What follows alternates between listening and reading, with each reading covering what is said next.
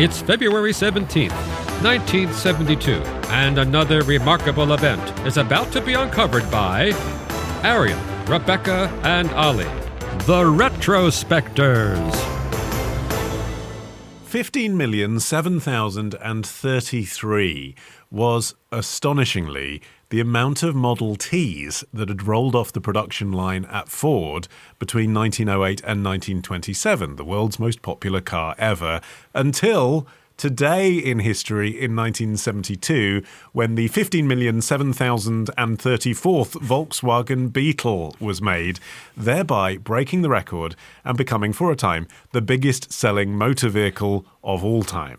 Yeah, and the moment was immortalised in a photo which shows a bunch of auto industry guys, you know those weird grocer coats that car guys seem to wear until like the 1980s?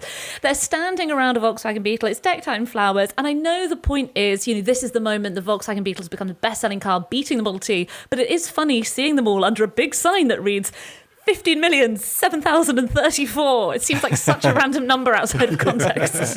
It's funny as well because I thought that the car in question was known as the Beetle everywhere on Earth, but apparently it has loads of nicknames, including the frog, the flea, the cockroach, the turtle, the mouse, and in Denmark it's called a pregnant roller skate, which I liked, or also the Hitler sled. That one got me. Okay, yeah, so newsflash for those of you who don't know, Hitler becomes Chancellor of Germany in 1933 and then essentially almost straight away commissions the Volkswagen, specifically the Beetle. Hitler's plan was that the German public, irrespective of whether they worked in a factory or what they did for a living, could buy, for only 1,000 Reichsmarks, 31 weeks' pay for the average German worker in the 1930s, could buy themselves a car, something that Germans had not had access to before, something that Americans had access to, of course. And he came up with this concept of Volkswagen, the people's car. Yeah, when the Nazis came to power in 1933, only 1 in 50 Germans owned a car. I mean, obviously the country had been recovering from World War I for a large part of that time. But the issue was that one of Hitler's pet projects, one of the first things he actually did on coming to power, was to launch a really ambitious program of motorways. The issue was who was going to fill all of these lovely new roads. Nobody had a car. So this was a really important part of the project to get Germany moving. Otherwise, there would have just been this horrible white elephant spectre of empty motorways up and down the country. Hitler turned to Ferdinand Porsche to design what became the Beetle. And it's quite interesting because if you look at a Porsche 911 from the front, there are certain design characteristics that are similar.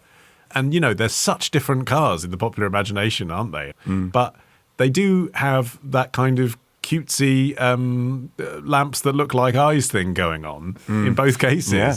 And what Porsche did was he completely reconceptualized what basically every motor manufacturer had done since the Model T, which was he switched the trunk and the engine. So you have the engine at the back and the trunk in the front. Hitler also drew his own concept for the car's design. I don't know how much of his sketch made it through the design process, but even despite the fact that Porsche did borrow a bunch of ideas from his fellow designers, the prototypes that he kept coming up with just got more and more expensive, which was exactly contrary to the idea that Hitler had had in the first place. And so the project was proving almost entirely untenable. And in fact, by 1938, only 600 cars had been manufactured, and they had mostly been delivered to regime leaders and so on. And once the war began, the factory Volkswagen Werk in Wolfsburg was creating vehicles for the army. They sort of had to sideline this project because, the issue of getting machine guns around the place became more important than people being able to take their baby. Yeah, but still, the fact that the factory had been established at all in this time is pretty impressive, really, because it wasn't just the factory, it was the whole town of Wolfsburg exists because it was there to create what was being called the City of the Strength Through Joy car. Catchy. And Hitler had obviously been influenced by the phenomenon that we've talked about on the show before of the kind of company town in the US where you build an entire new city where there's everything laid on for the workers, providing they're not Jewish, so that they can make enough cars to satisfy demand. And that needed to be done at huge scale because they wanted the cars to be cheap. So they had to make loads and loads and loads of them. So they were just on the cusp of probably being able to deliver on the Volkswagen vision. But then the war came along, and the factory ended up making parts for V-1 flying bombs. They ended up making armaments for the German army. There was even at one point a concentration camp on site of the factory. And ironically, it was thanks to a Brit, Major Ivan Hurst, that the Beetle was eventually produced at scale. After the Second World War, Germany was carved up between the Allies. The British ended up controlling Wolfsburg, which had been completely decimated. And Hurst was in his 20s and just realised that the pragmatic thing to do was to start up the factory, because that will solve the problem of importing vehicles at great expense to the Brits, and it will help boost the local economy, which of course is one of the other things that the British wanted to do there to make sure that Germany didn't end up back in the similar circumstances that it was before the Second World War. And the Brits ran Volkswagen for 4 years. And there was talk of bringing the whole production line to the UK, but it didn't happen because the British auto industry were completely unimpressed with the Volkswagen Beetle. There was a report where they said, the vehicle does not meet the fundamental technical requirement of a motor car. It is quite unattractive to the average buyer. To build the car commercially would be a completely uneconomic enterprise. So they left the whole thing in Germany. It was also offered to Ford as well, by the way. Yeah, his comment was, I don't think what we're being offered here is worth a damn. And there was an opinion piece by a German automotive journalist who wrote in 1949 that before the war, the VW Beetle existed only on paper. It cheated people out of their savings and yielded a lot of propaganda. So I think there was just this broad antipathy towards the car up until the point that this very clever advertising agency got involved, and they basically flew in the face of everything that people had done to advertise cars previously, which was all about it being bigger and better than your neighbour's car, and they embraced the fact that this was a small, cheap vehicle that had a lot of problems. Yeah, this was the American campaign for the Beetle, Think Small, which was created by the New York ad agency DDB, which fascinatingly was a predominantly Jewish-based organisation. So amongst their other clients were a Mozza cracker company and El Al, the Israeli national airline. But they got the contract to do Volkswagen and decided to be honest about the flaws of the vehicle as seen by an American audience, that it was small and that maybe it was ugly compared to a Chrysler or whatever. But that for the hippie generation, which is of course what the love bug, the Beetle, became associated with, this was countercultural as a concept. You know, I don't want the same car my parents want, the post-war dream that they want.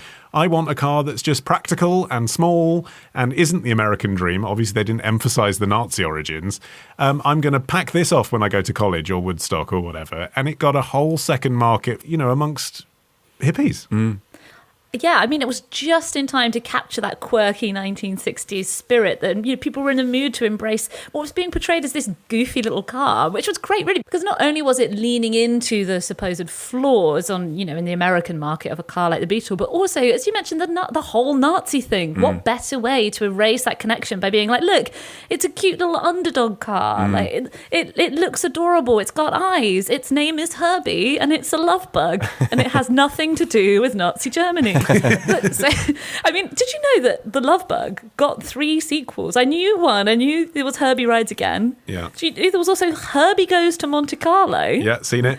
Yeah? Yeah, I've also seen the reboot from about 10 years ago with, I don't know, some teenage Lindsay star. Lohan? Lindsay Lohan, It was, thank you, I mean, was. it's more like 20 years ago, let's be honest. Okay. And, well, did you complete the set, Ollie? Did you also watch Herbie Goes Bananas? Yep, seen it, yeah. Wow, you might be the only person in the world to have seen all of the Herbie movies. I don't even like cars, but I do like Disney film. Bringing Herbie films back to life better have been called a reboot. I mean, it was a missed opportunity if they didn't do that. What had happened through the 1970s was that the Beetle was losing ground to new compact cars, lots of them from the Japanese manufacturers like Honda and Toyota. And now you had brands like Renault, Fiat and Vauxhall that were all in the market at the same kind of price point, also offering better reliability, better performance. So there just wasn't as much of a place anymore for the Beetle. Until Volkswagen relaunched it as the new Beetle in 1997 using the underpinnings of a VW Golf hatchback, but charging a lot more because it was a Beetle and it had a cult fan base. And repeated all the same tricks again, clever advertising campaign, slogan, the engine's in the front, but its heart is in the right place. Still with the iconic rounded fenders and lights. My mother-in-law bought 2 of them.